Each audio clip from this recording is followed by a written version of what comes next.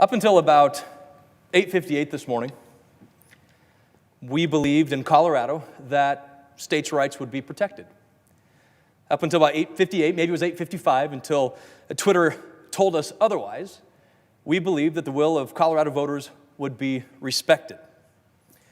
Why did we believe that? Well, conversations that I had with then Senator Jeff Sessions prior to his confirmation as Attorney General, what would happen with Colorado's marijuana policy. At the time, prior to his confirmation, then Senator Sessions said that he didn't have any plans told me there were no plans to reverse the Cole Memorandum. Then Senator Sessions told me that marijuana simply wasn't going to be on President Trump's agenda, that it was something that they weren't going to deal with, that's something that President Trump simply wasn't going to focus on. That was back in the spring of 2016, and up until 8:58 this morning, that was the policy. One tweet later, one policy later, a complete reversal of what many of us on the Hill were told before the confirmation, what we had continued to believe the last year, and without any notification, conversation, or dialogue with Congress. Completely reversed. Now, perhaps the Department of Justice didn't think this would be a big deal. I understand Jeff Sessions, Attorney General Jeff Sessions' opposition to marijuana, of legalization of marijuana. I opposed the legalization of marijuana in Colorado, but this is about a decision by the state of Colorado, and we were told that states' rights would be protected, and not just by the Attorney General, then the nominee to be Attorney General. We were told that by then candidate Donald Trump. In fact, in Colorado, in July of 2016, President Trump was asked this question.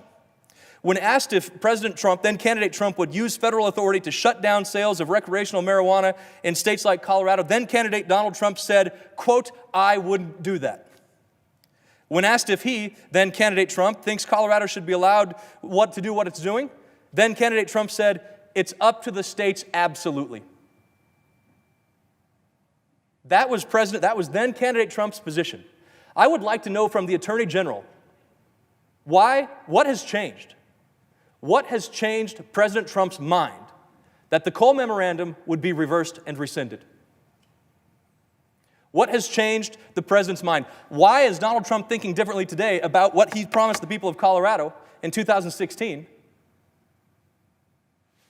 The reverse course today. What changed? I'd like to know that. I think the people of Colorado deserve to have that answer.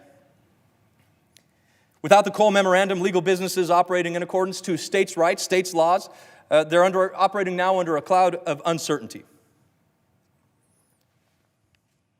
Thousands of jobs at risk, millions of dollars in revenue, and certainly the question of constitutional states' rights very much at the core of this discussion.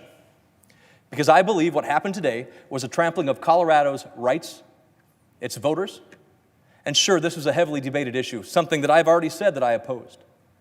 But the people of Colorado spoke. They spoke loudly, and I believe if the same question were asked today, they'd even have more support for the decision they made back several years ago.